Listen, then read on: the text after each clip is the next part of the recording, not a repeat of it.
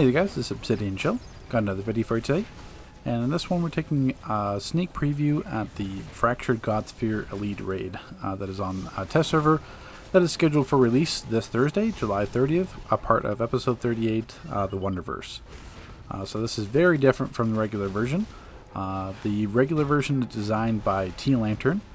If you aren't familiar with that dev, he did Prison Break, he did Lockdown, he did the Starro Threat Below, he did Gotham City Zoo, he did Into the Dark Multiverse most recently, and he did this raid. And then Charon, who you should be very familiar with, he did False Idols Elite, he did Hive Elite, he's done pretty much every alert for the past like 5 or 6 DLCs. He also designed Amazo, he also designed Vampire Lord, so the kind of just a glimpse at his resume.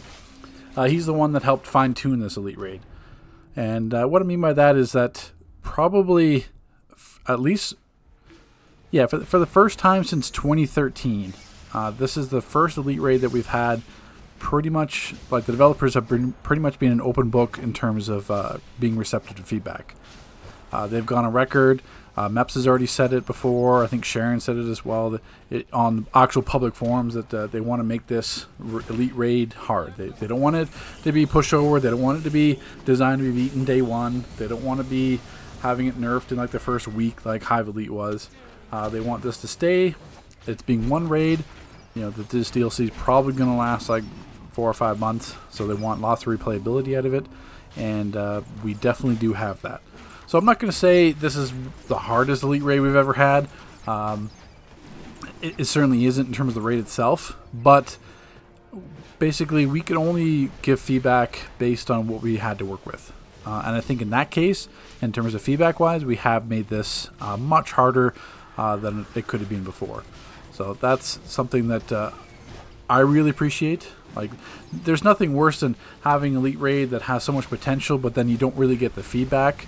And it's just that, like, Clock Tower Elite was like that. Like, no offense to Toxic, he's an amazing dev. He did like Dark Side War Factories. He's done a lot of really good ones. He worked on Nexus, so he's amazing as well. Not too receptive to feedback, and that's why we have Clock Tower being, you know, it was fun when it came out, and then it kind of just it kind of tapered off, and now it's like people are doing it in like 10 minutes. And it's going to be less than a 10-minute raid with this DLC gear. So you just need to find something that has a lot of replayability, because that's what Elite is about. You want that initial challenge, and you want that replayability. So number one to look forward to is that some of the feats that are tied with this Elite Raid are top-notch. Probably, if I had to summarize, most likely the hardest Elite feats we've had since Dark Side War Factory, in terms of the Mega feat and some of the other ones. Definitely the hardest feats. We have a no-death feat for the Zeus fight, which you're seeing now. We have a no-death feat for the overall raid. So the entire raid is a no-death feat, which we haven't had before. The devs kind of made it easy on the community. They had no-death feats broken up into sections. So if you did like the first part of the raid is no-death feat, that like ticked a box, and then the second part was like another tick box, like say Blackest Day was like that. Not this time. You have to do the whole raid, 0 deaths for that feat. I think it's like Godly Undying, something like that. I forget the feat name, but I can show you that in my feats breakdown video.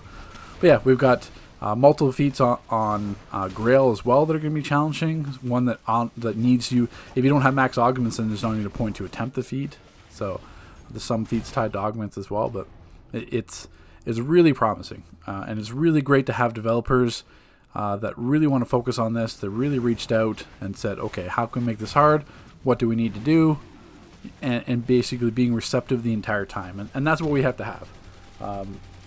It's not that we went out and tried to make this and tried to give feedback that, like, only we could beat it, or only like the super elitists could beat it. We wanted something that wasn't going to be beat day one. We wanted something that you actually had to gear up a little bit to be able to be successful.